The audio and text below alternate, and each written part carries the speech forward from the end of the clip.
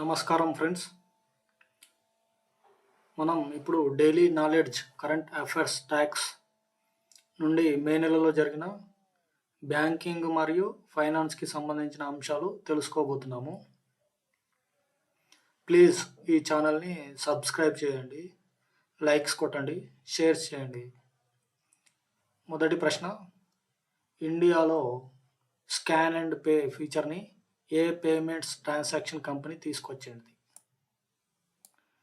Cred app.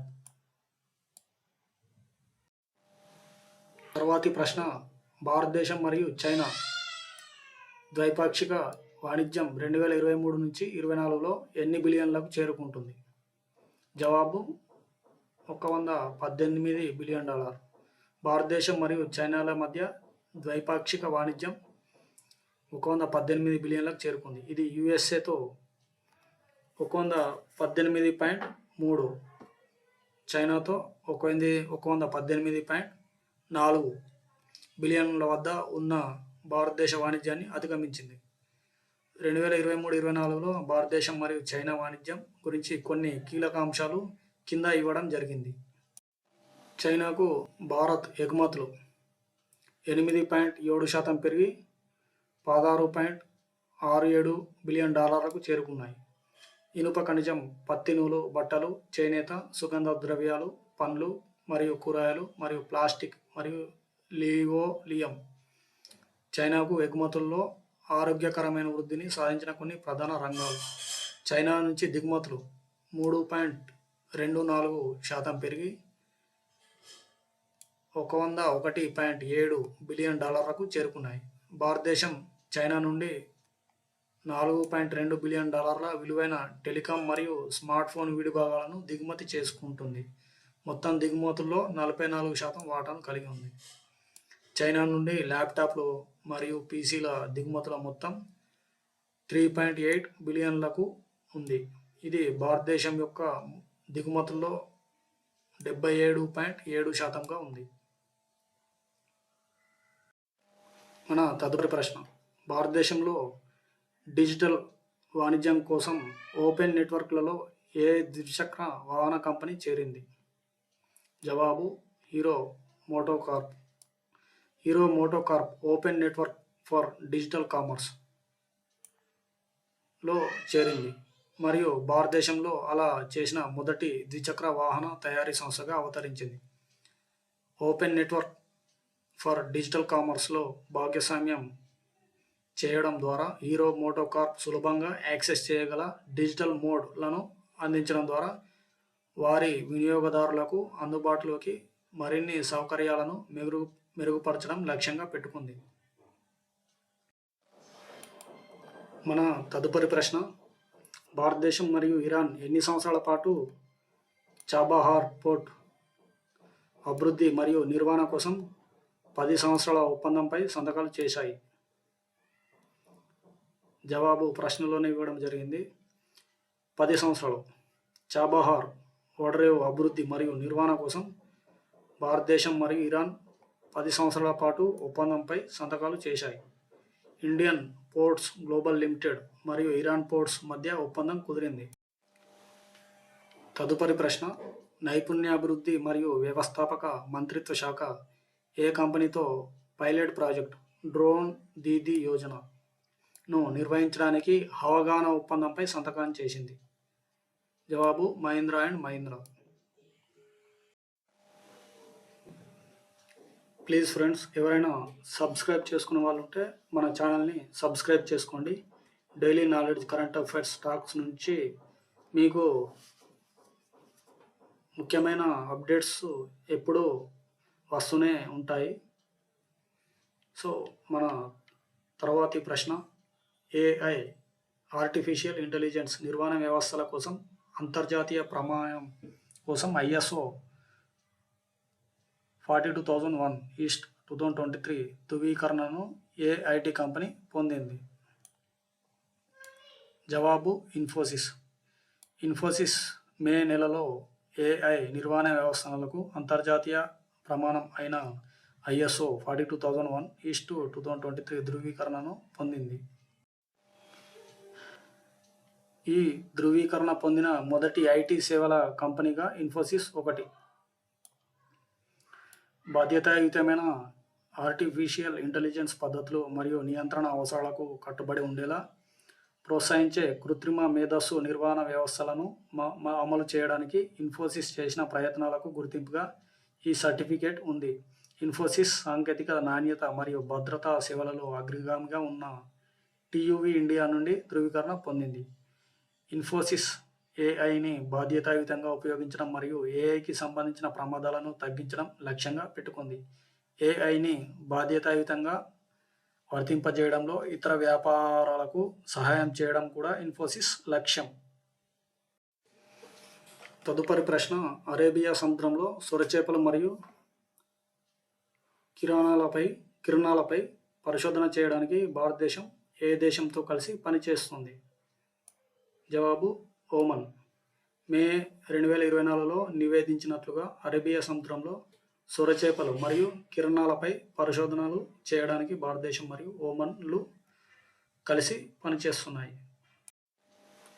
ICAR central marine fisheries research institute మరియు Oman directorate general of fisheries research, marine science and fisheries మధ్య ఉమ్మడి చొరవ ఉంది. సొరచేపలు మరియు కిరణాల పరిశోధన మరియు పరిరక్షణను ప్రోత్సహించే లక్ష్యంతో కేంద్రం ఈ చొరవ యొక్క ముఖ్య అంశాలు క్రింద ఇవ్వబడినవి. రాబోయే వర్క్షాప్ IMFIRలో జరుగుతుంది. ఇక్కడ 2 దేశాల నిపుణులు పాల్గొంటారు. వర్క్షాప్ సహకార పరిశోధన పనులు మరియు ఎలాన్స్బ్రో బ్రాంచ్ పరిశోధనలో సామర్థ్యాన్ని పెంపొందించడంపై దృష్టి పెడుతుంది. CMFRI డైరెక్టర్ డాక్టర్ ఏ గోపాలకృష్ణన్ ఇతర కీలక వనరులకు సహకారం విస్తరించేందుకు ఆశాభావం వ్యక్తం చేశారు. తదుపరి ప్రశ్న, భారతదేశ బీమా నియంత్రణ మరియు అభివృద్ధి అథారిటీ ఏ కంపెనీని కొనుగోలు చేసేందుకు హిందూజా గ్రూప్కు ఆమోదం తెలిపింది? జవాబు Reliance capitals. Insurance regulatory and development authority of India IRDAI May 2024లో రిలయన్స్ క్యాపిటల్స్ను కొనుగోలు చేసేందుకు హిందూజా గ్రూప్కు తన ఆమోదాన్ని ఆమోదించింది. కొనుగోలుకు సంబంధించిన కొన్ని కీలక అంశాలు ఇక్కడ ఉన్నాయి. రిలయన్స్ క్యాపిటల్ కొనుగోలు వ్యయం మొత్తం 9,650 కోట్లుగా ఉంది. హిందూజా గ్రూపు కొనుగోలు కోసం 9,661 కోట్ల బిడ్డు వేసింది. నేషనల్ కంపెనీ లా ట్రిబ్యునల్ కొనుగోలుకు ఆమోదం తెలిపింది. రిలయన్స్ క్యాపిటల్ 40,000 కోట్లకు పైగా అప్పులు చేసింది. హిందూజా గ్రూప్ బ్రాండ్ విక్రయాల ద్వారా కొనుగోలు కోసం నిధులను సేకరించాలని యోచిస్తోంది. సేకరణ ఖర్చు చెల్లింపు కోసం గడువును కూడా పొడిగించాలని గ్రూప్ యోచిస్తోంది. రెగ్యులేటరీ ఇటీవల ఎడెల్విస్ గ్రూపుపై ఆంక్షలు విధించింది?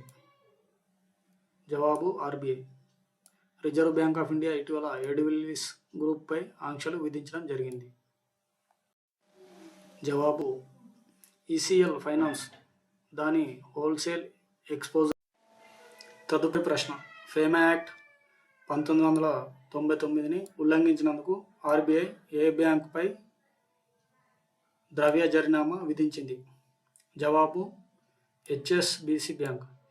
విదేశీ మారక ద్రవ్య నిర్వహణ చట్టం ఫేమా 1999 యొక్క లిబరైజ్డ్ రెమిటెన్స్ స్కీమ్ కింద రిపోర్టింగ్ అవసరాలను ఉల్లంఘించినందుకు reserve bank of India HSBC లిమిటెడ్పై ద్రవ్య పెనాల్టీని విధించింది. RBI ద్వారా HSBCపై విధించిన పెనాల్టీ గురించి కొన్ని వివరాలు ఇక్కడ ఉన్నాయి, తెలుసుకోండి. మొత్తం 36.38 లక్షల పెనాల్టీగా విధించడం జరిగింది. ఫేమా 1999 యొక్క లిబరైజ్డ్ రెమిటెన్స్ స్కీమ్ కింద రిపోర్టింగ్ అవసరాలను అనుసరించడంలో వైఫల్యం పొందింది. RBI HSBCకి షోకాజ్ నోటీస్ కూడా జారీ చేసింది. దానికి బ్యాంక్ లిఖితపూర్వకంగా మరియు మౌలిక సమాధానం ఇచ్చింది. ఇదిలా ఉండగా RBI ఉల్లంఘనలు రుజువైనట్లు గుర్తించి జరిమానా విధించాలని కోరింది. ప్లీజ్ ఫ్రెండ్స్, ఎవరైనా సబ్స్క్రైబ్ చేసుకునే వాళ్ళు ఉంటే మన channel daily knowledge current affairs టాక్స్ని సబ్స్క్రైబ్ చేసుకొని మరిన్ని కరెంట్ అఫైర్స్ని చూడగలరని నా యొక్క మనవి. తర్వాతి ప్రశ్న, 4 యూరోపియన్ బ్యాంకులు థర్డ్ పార్టీ లావాదేవీల నమూనాను ఆమోదించడానికి ఏ నియంత్రణను అడిగారు? జవాబు ఆర్బీఐ, రెగ్యులేటరీ నియంత్రణ సంస్థ. కింది బ్యాంకుల కోసం థర్డ్ పార్టీ లావాదేవీలు నమూనాను ఆమోదించాల్సిందిగా 4 యూరోపియన్ బ్యాంకులు భారతీయ రిజర్వ్ బ్యాంక్ని కోరడం జరిగింది. Credit Agricole, Societe Generale, Deutsche Bank, BNP Paribas ఈ బ్యాంకులు ప్రతిపాదిత థర్డ్ పార్టీ మోడల్కు ఆమోదం కోరుతున్నాయి. ఎందుకంటే ఈ రకమైన ఏర్పాటుకు సంబంధించి రూల్ బుక్ ఏదీ లేదు. రాబోయే వారాల్లో ఆర్బీఐ వైఖరిని బ్యాంకులు వినాలని భావిస్తున్నాయి.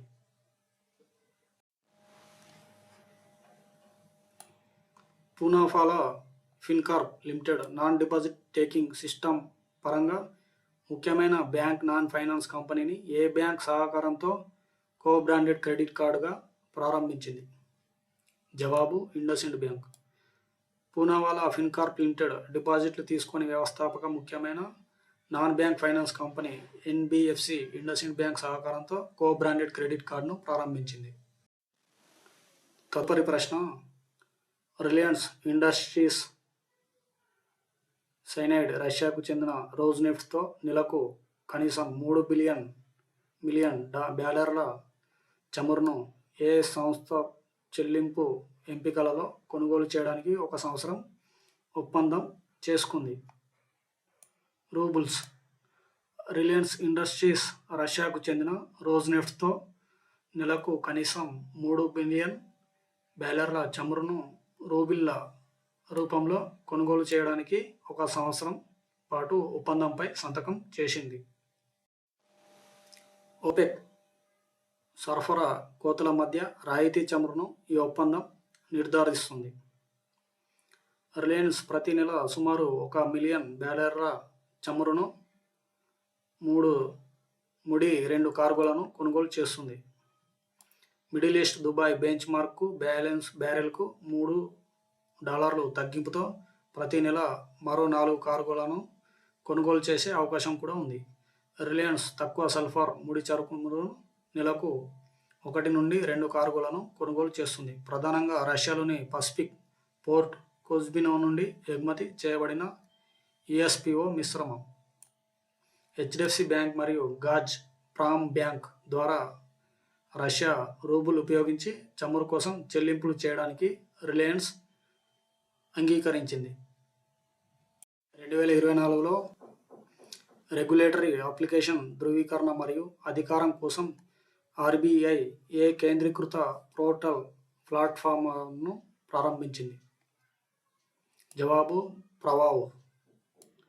భారతీయ రిజర్వ్ బ్యాంక్ ఆర్బీఐ మే 2024లో ప్రవావ్ అంటే రెగ్యులేటరీ అప్లికేషన్ ధృవీకరణ మరియు ఆథరైజేషన్ కోసం ప్లాట్ఫారం అనే కేంద్రీకృత పోర్టల్ను ప్రారంభించింది. పోర్టల్ మరియు దాని లక్షణాల గురించి ఇక్కడ కొన్ని అంశాలు ఇవ్వడం.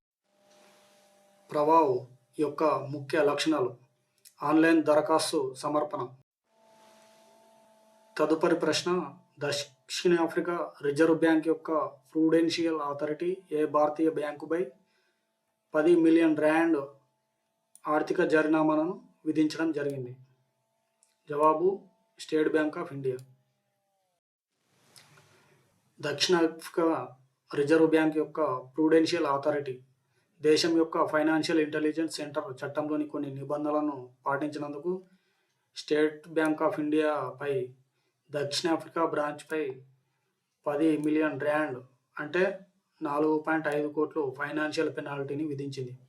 పెనాల్టీ దక్షిణాఫ్రికాలోని ఎస్బీఐ శాఖ ఇప్పటికే చెల్లించిన 5.5 మిలియన్ ర్యాండ్తో కూడి ఉంది. మిగిలిన 4.5 మిలియన్ ర్యాండ్ 38 నెలల పాటు సస్పెండ్ చేయబడింది. ఇది సమ్మతిపై ఆధారపడి ఉంటుంది. తర్వాతి ప్రశ్న, భారత ప్రభుత్వం ఏ ప్రభుత్వ సంస్థ నుండి డివిడెండ్ పొందింది? జవాబు LIC. Life insurance corporation of India నుండి భారత ప్రభుత్వం పొందే డివిడెండ్ గురించి ఇక్కడ కొన్ని వివరాలు డివిడెండ్ మొత్తం 3,662 కోట్లు. మార్చి 31, 2024తో ముగిసిన ఆర్థిక సంవత్సరానికి ఎల్ఐసి ఒక్కో షేరుకు రూ. 6 తుది డివిడెండ్ ప్రకటించింది. ఎల్ఐసిలో భారత ప్రభుత్వం 96.5% వాటాను కలిగి ఉంది. మార్చి 31, 2024తో ముగిసిన ఆర్థిక సంవత్సరంలో ఎల్ఐసి రూపాయలు 40,676 కోట్ల నికర లాభాన్ని ఆర్జించింది. ఇది గత ఆర్థిక సంవత్సరంలో ఆర్జించిన 36,397 కోట్లతో పోలిస్తే అధికం. ప్లీజ్ ఫ్రెండ్స్, ఎవరైనా మన ఛానల్ని ఇంకా సబ్స్క్రైబ్ చేసుకునే వాళ్ళు ఉంటే సబ్స్క్రైబ్ చేసుకోండి ప్లీజ్. మన తదుపరి ప్రశ్న, రిజర్వ్ బ్యాంక్ ఆఫ్ ఇండియా వారి ఫెయిర్ ప్రాక్టీస్ కోడ్కు సంబంధించిన కొన్ని నిబంధనలను పాటించినందుకు ఏ భారతీయ ద్విచక్ర వాహనం కంపెనీపై 3.1 లక్షల ద్రవ్య జరిమానా విధించింది? జవాబు హీరో ఫిన్కార్ప్. తదుపరి ప్రశ్న, HDFC bank may 2024లో protein ఈ-గార్డ్ technology నుండి ఉపసంహరించుకుంది. దాని మొత్తం 3.2% వాటాను ఎన్ని కోట్లకు విక్రయించింది? జవాబు 150 కోట్లు. HDFC bank may 2024లో protein ఈ-గో technologies నుండి వైదొలిగింది. దాని మొత్తం 3.20% వాటాను 150 కోట్లకు విక్రయించుకుంది. ఈ లావాదేవీకి సంబంధించి కొన్ని వివరాలు కింద ఇవ్వడం. 12,64,226 షేర్లు, ఒక్కొక్కటి సగటు ధర $1,160 చొప్పున విక్రయించబడ్డాయి. లావాదేవీల మొత్తం విలువ 150,16 లక్షలు. నిప్పాన్ ఇండియా మ్యూచువల్ ఫండ్ 12.78 లక్షల షేర్లను మరియు ప్రోటీన్ ఇగ్నో టెక్నాలజీస్లో 3.16% వాటాను 148 కోట్లకు కొనుగోలు చేసింది. ప్రోటీన్ ఈగో టెక్నాలజీస్ షేర్లు 0.84% లాభపడి బిఎస్ఈలో ఒక్కొక్కటి $1,205 వద్ద ముగిశాయి. తదుపరి ప్రశ్న, రిజర్వ్ బ్యాంక్ ఆఫ్ ఇండియా భారత కేంద్రం ప్రభుత్వానికి ఎన్ని లక్షల కోట్ల డివిడెండ్ను ఆమోదించింది? జవాబు 2.11 లక్షల కోట్లు. రిజర్వ్ బ్యాంక్ ఆఫ్ ఇండియా 2024 ఆర్థిక సంవత్సరానికి కేంద్ర ప్రభుత్వానికి 2.11 లక్షల కోట్ల డివిడెండ్ను ఆమోదించింది. ఇది గత ఆర్థిక సంవత్సరంతో పోలిస్తే దాదాపు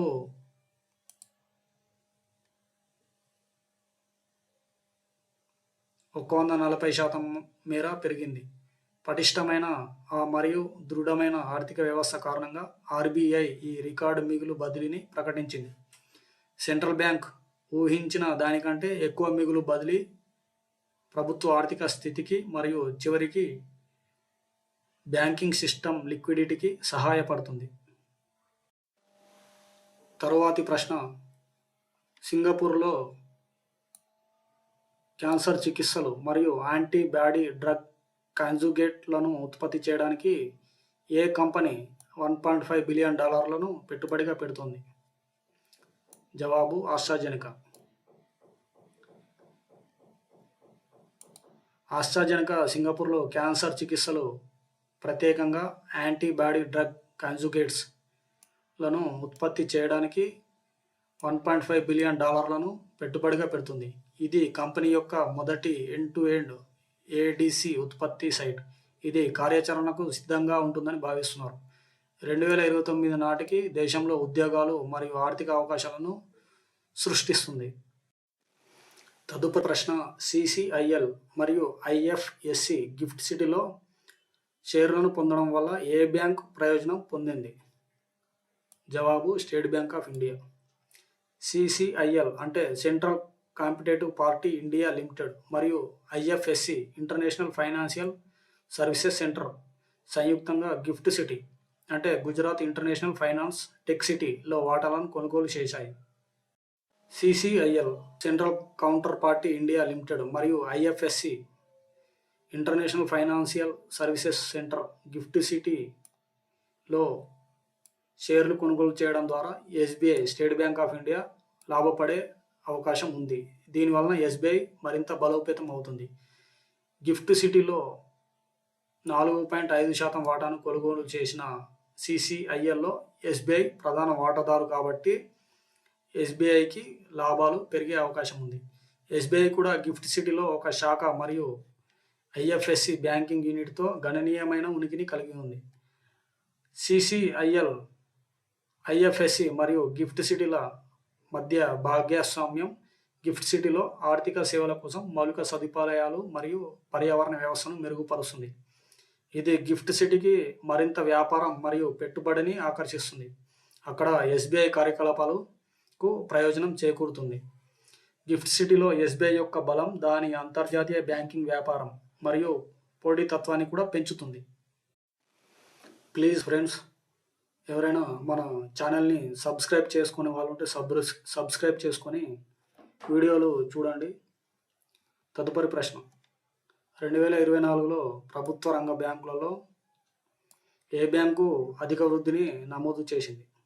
జవాబు బ్యాంక్ ఆఫ్ మహారాష్ట్ర. ప్రభుత్వ రంగ బ్యాంకులలో బ్యాంక్ ఆఫ్ మహారాష్ట్ర వృద్ధికి దారితీసే కొన్ని మార్గాలు ఇక్కడ ఉన్నాయి. ముఖ్యంగా డిపాజిట్ల సమీకరణ. బ్యాంక్ ఆఫ్ మహారాష్ట్ర డిపాజిట్ సమీకరణలో అత్యధిక వృద్ధిని రేటును నమోదు చేసింది, 1.66%. ఆ తర్వాత ఎస్బీఐ 11.07% నమోదు చేసింది. మొత్తం వ్యాపారం విలువ బ్యాంక్ ఆఫ్ మహారాష్ట్ర 15.94 పెరుగుదలను నమోదు చేసింది. ఆ తర్వాత ఎస్బీఐ 13.12% వద్ద ఉంది. Current account and saving account డిపాజిట్లు. బ్యాంక్ ఆఫ్ మహారాష్ట్ర తక్కువ ధర కాసా డిపాజిట్లతో అత్యధిక వృద్ధిని 52.73% వద్ద నమోదు చేసింది. ఆ తర్వాత సెంట్రల్ బ్యాంక్ ఆఫ్ ఇండియా 50.02 వద్ద ఉంది. రుణ వృద్ధి అంటే అప్పులు ఇవ్వడం ద్వారా అధిక లాభాన్ని ఆర్జించడంలో బ్యాంక్ ఆఫ్ మహారాష్ట్ర 16.30% వృద్ధిని నమోదు చేసింది. ఆ తర్వాత ప్రభుత్వ రంగ బ్యాంక్ అయిన యూకో బ్యాంక్ 16.38 ఉంది. అంటే బ్యాంక్ ఆఫ్ మహారాష్ట్ర రెండవ స్థానంలో, రుణ వృద్ధిలో రెండవ స్థానంలో ఉంది. లాభం వృద్ధి. బ్యాంక్ ఆఫ్ మహారాష్ట్ర పోయిన సంవత్సరంలో 139% లాభాన్ని నమోదు చేసింది. ఆ తర్వాత యూకో బ్యాంకు 110% వద్ద ఉంది. మూలధన సమృద్ధి నిష్పత్తి. బ్యాంక్ ఆఫ్ మహారాష్ట్ర 17.38 మూలధన సమృద్ధి నిష్పత్తిని కలిగి ఉంది. ఆ తర్వాత ఇండియన్ ఓవర్సీస్ బ్యాంకు 17.28% వద్ద ఉంది. భారతదేశ విదేశీ మారక నిల్వలు $2.56 బిలియన్ పెరిగాయి. ఇటీవల సంవత్సరాల్లో మొత్తం విలువ ఎన్ని బిలియన్లకు చేరుకుంది $644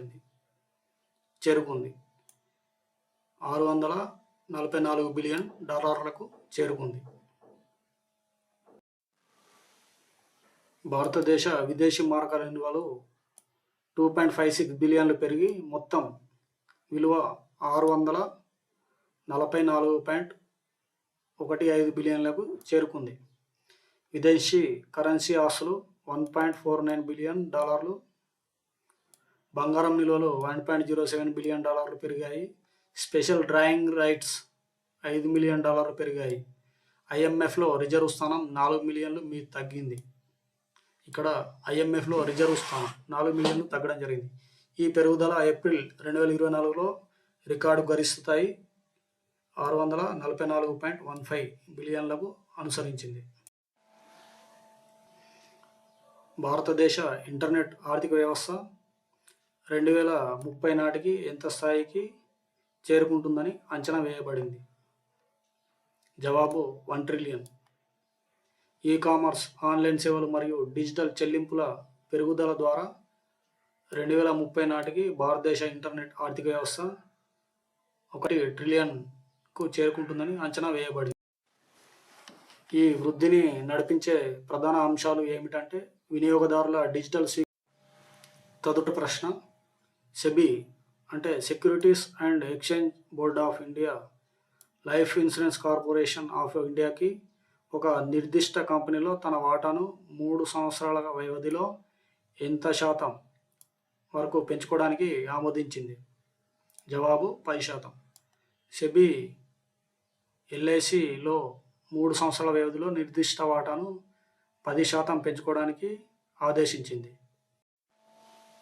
రాబోయే 3 సంవత్సరాలలో ఎల్ఐసి తన వాటాను 10% వరకు పెంచుకోవచ్చు. ఆమోదం షరతులు మరియు నిబంధనలకు లోబడి ఈ నిబంధనలను ఉంటుంది. ఎస్బీఐ బీమా చట్టం 1938 మరియు IRDAI insurance regulatory and development authority of India నిబంధనలకు అనుగుణంగా ఉండాలి. వచ్చే పెట్టుబడి 3 సంవత్సరాల్లో విడతల వారీగా చేపడుతుంది. సందేహాస్పద కంపెనీ పేర్కొనబడలేదని దయచేసి గమనించండి. కాబట్టి ఎల్ఐసి చేయాలనుకుంటున్న నిర్దిష్ట పెట్టుబడి లేదా కొనుగోలు కోసం ఈ ఆమోదం లభించే అవకాశం ఉంది. ఆర్బీఐ బ్రాండెడ్గా మ్యూచువల్ ఫండ్ను ఏ బ్యాంకును పెంచడానికి ఆమోదించబడింది? జవాబు ఆర్బీఐ బ్యాంక్. ఆర్బీఐ బ్యాంక్లో తన వాటాను పెంచుకోవడానికి క్వాంట్ మ్యూచువల్ ఫండ్కు ఆర్బీఐ అనుమతిని మంజూరు చేసింది. Quant mutual fund RBI bank తన వాటాను 9.98 వరకు పెంచుకోవచ్చు. ఆమోదం బ్యాంకింగ్ రెగ్యులేషన్ యాక్ట్ 1949కి అనుగుణంగా ఉండటం వల్ల షరతులకు లోబడి ఉంటుంది. పెట్టుబడి ఆమోదం తేదీ 1 సంవత్సరం లోపు చేయాలి, అంటే మే 12, 2025 నాటికి. క్వాంట్ మ్యూచువల్ ఫండ్ ఎప్పుడైనా ఆర్బీఐ బ్యాంక్లో 9.9 కంటే ఎక్కువ ఓటింగ్ హక్కులు లేదా పెయిడ్ అప్ షేర్ క్యాపిటల్ను కలిగి ఉండకూడదు. బ్యాంక్లో ఫండ్ మేనేజర్ వాటా 5% కంటే తక్కువగా ఉంటే దానిని 5 లేదా అంతకంటే ఎక్కువ పెంచడానికి ఆర్బీఐ అనుమతి అవసరం. క్వాంట్ మ్యూచువల్ ఫండ్ యొక్క వివిధ పథకాలు ప్రస్తుతం ఆర్బీఐ బ్యాంక్ యొక్క ఈక్విటీ షేర్ క్యాపిటల్లో 4.68% కలిగి ఉన్నాయి.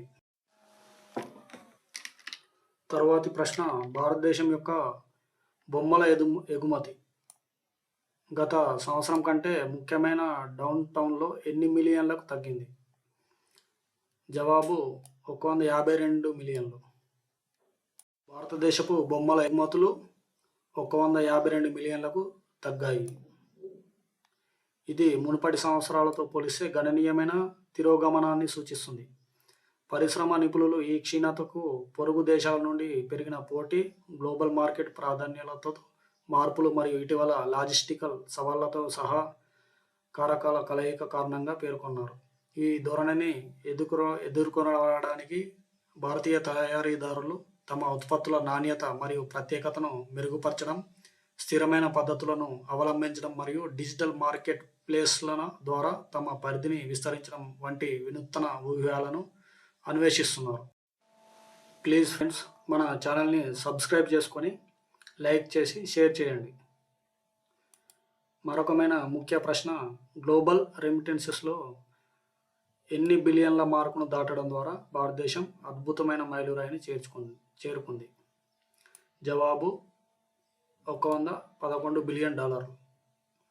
గ్లోబల్ రెమిటెన్స్లలో భారతదేశం $100 బిలియన్ మార్కును అధిగమించడం ద్వారా భారతదేశం అద్భుతమైన మైలురాయిని చేరుకుంది. పెద్ద డయాస్పోరా జనాభా ఉన్న ఇతర దేశాలు కూడా గణనీయమైన రెమిటెన్స్లను అందుకుంటాయి, అయితే కొన్ని భారతదేశ గణాంకాలకు సరిపోతాయి. ఉదాహరణకు చైనా మరియు మెక్సికో కూడా అగ్రగ్రహీతలుగా ఉన్నాయి. ఇటీవల సంవత్సరాలలో చైనా సుమారు $61 బిలియన్ మరియు మెక్సికో $51 బిలియన్ దగ్గరగా అందుకుంది. ఏది ఏమైనప్పటికీ భారతదేశం యొక్క విభిన్నమైన మరియు విస్తృతమైన డయాస్పోరా, బలమైన కుటుంబ సంబంధాలు మరియు స్వదేశంలో ఉన్న బంధువులను ఆదుకోవాలనే నిబద్ధతతో కలిసి ప్రపంచ రెమిటెన్స్ ఇన్ఫ్లోలలో భారతదేశం అగ్రస్థానంగా ఎదగడానికి దారితీసింది. తదుపరి ప్రశ్న, భారతదేశం వెలుపల రిజిస్టర్ చేయబడిన మొబైల్ నంబర్లను ఉపయోగించి ఎన్ఆర్ఐల కోసం యూపీఐని ఏ బ్యాంక్ పరిచయం చేసింది? జవాబు ఐసిఐసిఐ. భారతదేశం వెలుపల రిజిస్టర్ చేయబడిన మొబైల్ నంబర్లను ఉపయోగిస్తున్న ఎన్ఆర్ఐల కోసం ఐసిఐసిఐ బ్యాంకు యూపీఐ ఆప్షన్ను పరిచయం చేసింది. ఈ సరికొత్త సేవ వారి అంతర్జాతీయ మొబైల్ నంబర్లను వారి ఐసిఐసిఐ బ్యాంక్ ఖాతాలతో లింక్ చేయడానికి అనుమతించడం ద్వారా ప్రవాస భారతీయులకు బ్యాంకింగ్ సేవలను సులభతరంగా చేయడం జరిగింది. యూపీఐ యొక్క స్టాండర్డ్ యూనిఫైడ్ పేమెంట్స్ ఇంటర్ఫేస్ సిస్టమ్ను ఉపయోగించడం ద్వారా ఎన్ఆర్ఐలు ఇప్పుడు వారి లొకేషన్తో సంబంధం లేకుండా వారి మొబైల్ పరికరాల నుండి అతుకులు లేని లావాదేవీలు మరియు తక్షణ నగదు బదిలీలు మరియు బిల్లు చెల్లింపులను ఆస్వాదించగలరు. ఈ చొరవ కస్టమర్ అనుభవాన్ని పెంపొందించడానికి మరియు దాని ప్రపంచ ఖాతాదారుల అభివృద్ధి చెందుతున్న అవసరాలను తీర్చడానికి వినూత్న పరిష్కారాలను అందించడానికి ఐసిఐసిఐ బ్యాంక్ నిబద్ధతను ప్రతిబింబిస్తుంది. ఇన్ఫీబీమ్ అవెన్యూస్ యొక్క సిసి అవెన్యూని ఏ ఫైనాన్స్ బ్యాంక్తో చెల్లింపు లావాదేవీల కోసం ప్లాట్ఫామ్లో విస్తరించబడుటకు నిర్ణయించబడింది? జవాబు శివాలిక్ స్మాల్ ఫైనాన్స్ బ్యాంక్. ఈ ఊహాత్మక భాగస్వామ్యం కస్టమర్లకు అతుకులు మరియు సురక్షితమైన లావాదేవీల అనుభవాన్ని శివాలిక్ స్మాల్ ఫైనాన్స్ బ్యాంక్ యొక్క బలమైన బ్యాంకింగ్ అవస్థాపన మరియు ఇన్ఫీబీమ్ అవెన్యూ యొక్క అధునాతన చెల్లింపు పరిష్కారాలను ప్రభావితం చేయడం లక్ష్యంగా పెట్టుకుంది. వారి సేవలను ఏకీకృతం చేయడం ద్వారా వారు డిజిటల్ చెల్లింపుల సౌలభ్యాన్ని మరియు సామర్థ్యాన్ని మెరుగుపరచుకోవడానికి ప్రయత్నిస్తారు. ముఖ్యంగా తక్కువ సేవలందించబడిన ప్రాంతాలలో విభిన్నమైన కస్టమర్ల అవసరాలకు తీర్చే చెల్లింపు ఎంపికల శ్రేణిని అందిస్తూ ఈ సహకారం ఆర్థిక సాంకేతిక రంగంలో ఆవిష్కరణలను నడిపిస్తుందని భావిస్తున్నారు. రెండు కంపెనీలు భద్రత మరియు సమ్మతి యొక్క అధిక ప్రమాణాలను నిర్ధారించడానికి కట్టుబడి ఉన్నాయి, తద్వారా వినియోగదారుల మధ్య విశ్వాసం మరియు విశ్వసనీయతను పెంపొందించబోతుంది. జీవిత బీమా కోసం నో గగట్ లైఫ్ ఇన్సూరెన్స్ ఫటాఫట్ అనే కొత్త ప్రకటనను ఏ బ్యాంకు పరిచయం చేసింది? జవాబు హెచ్డిఎఫ్సి. హెచ్డిఎఫ్సి లైఫ్ శీఘ్రతిథ జీవం బీమా కోసం నో గగట్ లైఫ్ ఇన్సూరెన్స్ ఫటాఫట్ అనే కొత్త నినాదం ప్రకటన చేసింది. ఈ ప్రకటన శీఘ్ర మరియు అవాంతరాలు లేని జీవిత బీమా యొక్క సారాంశాన్ని సమగ్రహించే జీవన మరియు ఆకర్షణీయమైన కథాంశాన్ని కలిగి ఉంది. నో గగట్ లైఫ్ ఇన్సూరెన్స్ ఫటాఫట్ అనే ట్యాగ్లైన్ ప్రేక్షకులలో ప్రతిధ్వనిస్తుంది, ప్రక్రియ యొక్క సౌలభ్యం మరియు సామర్థ్యాన్ని హైలైట్ చేస్తుంది. జీవిత బీమా గజిబిజిగా మరియు ఎక్కువ సమయం తీసుకుంటుందనే మూస పద్ధతిని విచ్ఛిన్నం చేయడం, ఆర్థిక భద్రత కోసం దీనిని అందుబాటులో ఉండే మరియు సరళమైన పరిష్కారంగా ప్రదర్శించడం ఈ ప్రకటన యొక్క ముఖ్య లక్ష్యం. ఏఎన్క్యూతో టైఅప్ చేసుకునే కస్టమర్ల కోసం పిఐ అండ్ పిహెచ్ఐ కార్డ్ని ఏ బ్యాంక్ పరిచయం చేసింది? జవాబు ఎస్ బ్యాంక్. పిఐ మరియు పిహెచ్ఐ కార్డ్ని పరిచయం చేయడానికి ఏఎన్క్యూతో ఎస్ బ్యాంక్ తన కస్టమర్ల కోసం బ్యాంకింగ్ అనుభవాన్ని విప్లవాత్మకంగా మార్చే లక్ష్యంతో ఒక అద్భుతమైన ఆవిష్కరణ చేసింది. పి అండ్ పిహెచ్ఐ కార్డులు మెరుగైన భద్రత, అతుకులు లేని లావాదేవీలు మరియు అనేక ప్రత్యేక ప్రయోజనాలను అందించడానికి అత్యాధునిక సాంకేతికతో రూపొందించబడ్డాయి. ఈ కార్డులు అధునాతన కాంటాక్ట్లెస్ చెల్లింపు ఎంపికలను కలిగి ఉంటాయి, రోజువారీ కొనుగోళ్లను వేగవంతంగా మరియు అవాంతరాలు లేకుండా చేస్తాయి. అదనంగా కస్టమర్లు తమ వ్యయ అలవాట్లకు అనుగుణంగా వ్యక్తీకరించిన రికార్డులను ఆస్వాదిస్తారు. వారు ప్రతి లావాదేవీ నుండి అత్యధిక విలువలను పొందేలా చూస్తారు. ఎస్ బ్యాంక్ మరియు ఏఎన్క్యూ కూడా స్థిరత్వానికి కట్టుబడి ఉన్నాయి. పిఐ అండ్ పిహెచ్ఐ కార్డులు పర్యావరణ అనుకూల పదార్థాలతో తయారు చేయబడ్డాయి, సాంప్రదాయ బ్యాంకింగ్ కార్డులతో అనుసంధానించబడిన పర్యావరణ పాదముద్రను తగ్గిస్తాయి మరియు అదేవిధంగా జేసీబీ ఇంటర్నేషనల్ కో లిమిటెడ్తో రూపే కార్డు ప్రపంచవ్యాప్తంగా వివిధ వ్యాపారుల వద్ద ప్రత్యేకమైన డిస్కౌంట్లు, క్యాష్ బ్యాక్ రివార్డులు మరియు ప్రత్యేక అధికారాలు వంటి ఆఫర్లను పరిచయం చేసింది. ఈ సహకారం కార్డ్ హోల్డర్లు వారి రూపే జేసీబీ కార్డులను ఉపయోగించినప్పుడు వారికి ప్రత్యేకమైన ప్రయోజనాలను అందించడం ద్వారా షాపింగ్ అనుభవాన్ని మెరుగుపరచడం జరుగుతుంది. తదుపరి ప్రశ్న, పూర్తిస్థాయి ఆర్థిక వ్యవస్థగా ఎదగడానికి తన ప్రయాణంలో ఒక ముఖ్యమైన మైలురాయిని గుర్తించడానికి ఇటీవల ఏ కంపెనీ ఆర్బీఐ నుండి అనుమతి పొందింది? 5 ఆర్బీఐ నుండి లైసెన్స్ పొందడం జరిగింది. పూర్తిస్థాయి ఆర్థిక సంస్థగా మారే దిశగా దాని ప్రయాణంలో ఒక ముఖ్యమైన మైలురాయిని సూచిస్తుంది. ఈ లైసెన్స్తో 5 ఇప్పుడు తన కస్టమర్లకు పొదుపు ఖాతాలు, రుణాలు మరియు ఇతర బ్యాంకింగ్ ఉత్పత్తులతో సహా విస్తృతమైన ఆర్థిక సేవలను అందించగలదు. ఈ చర్య మార్కెట్లో దాని విశ్వసనీయతను పెంచడమే కాకుండా ఫిన్టెక్ స్పేస్లో వృద్ధిని మరియు ఆవిష్కరణలకు కొత్త అవకాశాలను కూడా తెరుస్తుంది. F5 వద్ద ఉన్న బృందం భవిష్యత్తు గురించి ఉత్సాహంగా ఉంది మరియు దాని క్లయింట్లకు మరియు మెరుగైన సేవ మరియు విలువను అందించడానికి ఈ కొత్త సామర్థ్యాన్ని ఉపయోగించడానికి కట్టుబడి ఉంది. పీక్ ఎక్స్ మరియు టీమ్సెక్లు ఈ 5 సంస్థకి ఫైనాన్స్ ఇందులో ఇన్వెస్ట్ చేయడం జరిగింది. ప్లీజ్ ఫ్రెండ్స్, మా ఛానల్ని ఎవరైనా సబ్స్క్రైబ్ చేసుకునే వాళ్ళు ఉంటే సబ్స్క్రైబ్ చేసుకోండి. తదుపరి ప్రశ్న, 2024 నుండి 25 ఆర్థిక సంవత్సరంలో భారతదేశం కోసం ఓసిఇడి ఎంత శాతం బలమైన ఆర్థిక వృద్ధి పథాన్ని అంచనా వేసింది? జవాబు 6.6%. OECD forecasts India growth in 2024-25 in numbers. ఆర్థిక సంవత్సరంలో భారతదేశానికి బలమైన ఆర్థిక వృద్ధిని అంచనా వేస్తుంది. వారి తాజా నివేదిక ప్రకారం భారతదేశం యొక్క జీడిపి 6.6%గా పెరుగుతుందని అంచనా వేసింది. ఇదే క్రమంలో 2024లో ప్రపంచ వృద్ధి రేటు 3.1, 2024లో 3.2, 2025లో నమోదవుతుందని ఓఈసిడి అంచనా వేయడం జరిగింది. అదేవిధంగా ఇక్కడ మరికొన్ని కంపెనీలు మన భారతదేశ జీడిపి వృద్ధిని అంచనా వేయడం జరిగింది. అందులో మూడీస్ ఇన్వెస్టర్స్ సర్వీసెస్ 6.6%గా అంచనా వేసింది. గోల్డ్మ్యాన్ సాక్స్ 6.7%గా అంచనా వేయడం జరిగింది. IMF అంతర్జాతీయ ద్రవ్య నిధి 6.8%గా అంచనా వేయడం జరిగింది. ప్రపంచ బ్యాంక్ భారతదేశం వృద్ధిని 6.6%గా అంచనా వేయడం జరిగింది. ఆసియన్ డెవలప్మెంట్ బ్యాంక్ 7.0%గా అంచనా వేయడం జరిగింది. పిచ్ రేటింగ్స్ 7.2%గా అంచనా వేయడం జరిగింది. RBI 7.0గా అంచనా వేయడం జరిగింది.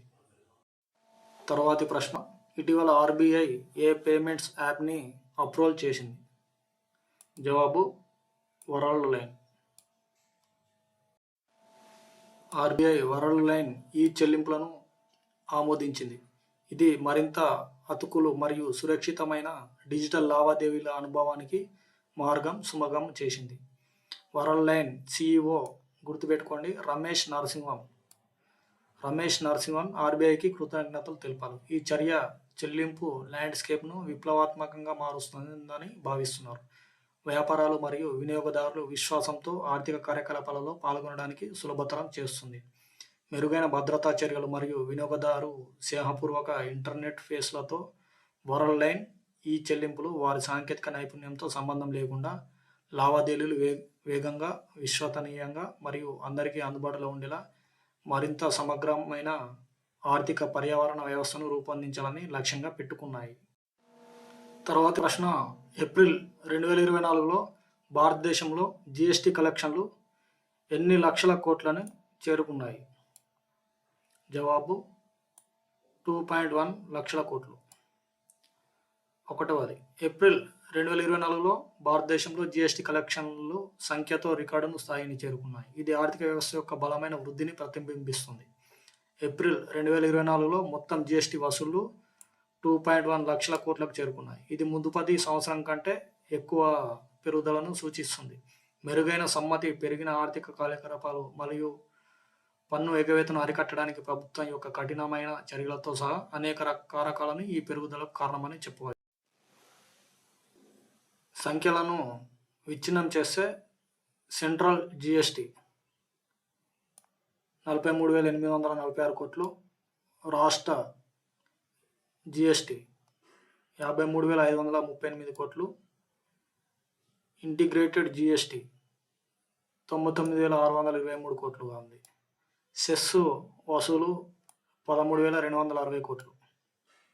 జిఎస్టి వసూళ్ల పెరుగుదల దేశ ఆర్థిక ఆరోగ్యానికి సానుకూల సూచిక మరియు మహమ్మారి కారణంగా ఏర్పడిన అంతరాయాల నుండి వ్యాపారాలు బాగా కోలుకుంటున్నాయని సూచిస్తున్నాయి. ఆర్థిక వృద్ధిని కొనసాగించడం మరియు వేగవంతం చేయడం లక్ష్యంగా మౌలిక సదుపాయాలు, ఆరోగ్య సంరక్షణ మరియు ఇతర కీలక రంగాలను బలోపేతం చేయడానికి ఈ నిధులను ఉపయోగించాలని ప్రభుత్వం యోచిస్తుంది. ఎవరైనా మన ఛానల్ని సబ్స్క్రైబ్ చేసుకునే వాళ్ళు ఉంటే సబ్స్క్రైబ్ చేసుకోండి ప్లీజ్. ఇందులో మన రెడ్ లైన్లో చూపిస్తున్న ప్రతి ఒక్కటి ఇంపార్టెంటే. నెక్స్ట్ ప్రశ్న, ఇటీవల ఆర్బీఐ ఇండియాలో ఏ ఎన్బిఎఫ్సి యొక్క లైసెన్స్ని రద్దు చేసింది? జవాబు ఏసుమనీ. ఇటీవల ఆర్బీఐ ఏసుమనీ లైసెన్స్ను రద్దు చేయడం జరిగింది. ఎందుకంటే ఆర్థిక రంగానికి గణనీయమైన ప్రభావాలను కలిగి ఉంటుంది కాబట్టి కంపెనీ కార్యకలాపాలు క్షుణ్ణంగా సమీక్షించి నియంత్రణ పరిమాణాలకు అనుగుణంగా ఈ నిర్ణయం తీసుకుంది. ఏసుమనీ అనేది కీలక నిబంధనలను ఉల్లంఘించినట్లు కనుగొనబడింది. రద్దు ఆర్థిక వ్యవస్థ యొక్క స్థిరత్వం మరియు సమగ్రతను నిర్దేశించడానికి ఇది ఉద్దేశింపబడినది. తరువాతి ప్రశ్న, ఇండియా 2023 నుండి 24 సంవత్సరంలో చైనా నుండి ఎన్ని బిలియన్ డాలర్ల దిగుమతుల్ని చేసింది? జవాబు 101 బిలియన్ డాలర్. 2023-24లో చైనా నుండి భారతదేశం దిగుమతులు. భారతదేశం తన విభిన్న అవసరాలను తీర్చడానికి చైనా దిగుమతులపై ఎక్కువగా ఆధారపడటం కొనసాగించింది. చైనా నుండి దిగుమతుల మొత్తం 101 బిలియన్ డాలర్లుగా ఉంది. దిగుమతులలో కొన్ని ముఖ్యమైన అంశాలు ఇక్కడ ఇవ్వడం జరిగింది. మొదటిది ఎలక్ట్రానిక్స్ మరియు ఎలక్ట్రికల్ ఈక్విప్మెంట్స్. సుమారు ఇవి 21 బిలియన్ డాలర్లుగా ఉన్నాయి. ఇందులో స్మార్ట్ ఫోన్స్, ల్యాప్టాప్లు మరియు భారతదేశ అభివృద్ధి చెందుటకు ఎదుగుదలకు తోడ్పడుతున్న సాంకేతిక పరిశ్రమకు సంబంధించిన కీలకమైన వివిధ భాగాలు ఉన్నాయి. రెండవది మెషినరీ మరియు మెకానికల్ ఉపకరణాలు. ఇది 15 బిలియన్ డాలర్లుగా ఉంది. ఇది కర్మాగారాలు మరియు అవస్థాపన ప్రాజెక్టులకు సంబంధించిన పరికరాలతో సహా భారతదేశ తయారీ రంగానికి మద్దతు ఇవ్వడానికి కీలకమైనవి. మూడవది ఆర్గానిక్ కెమికల్స్. ఇది 12 బిలియన్ డాలర్లుగా ఉంది. ఇందులో భారతదేశం యొక్క ఔషధ మరియు రసాయన పరిశ్రమలకు మొదలగునవి అవసరమైనవి మరియు దేశీయ వినియోగం మరియు ఎగుమతి రెండింటికి కీలకమైనవి. నాలుగవది టెక్స్టైల్స్ మరియు ఫ్యాబ్రిక్స్. ఇది 8 బిలియన్ డాలర్ల విలువను కలిగి ఉన్నది. ఇది విస్తారమైన వస్త్ర మరియు గార్మెంట్ పరిశ్రమలకు మద్దతునిచ్చాయి. ముడి పదార్థాల స్థిరమైన సరఫరాను నిర్దేశిస్తుంది. ఐదవది ఇనుము మరియు ఉక్కు. ఈ వర్గంలోని దిగుమతుల విలువ 6 బిలియన్ డాలర్లుగా ఉంది. ఇది భారతదేశ నిర్మాణ మరియు ఆటోమేటివ్ ఉన్న రంగాలకు కీలకమైన వనరులను అందిస్తుంది.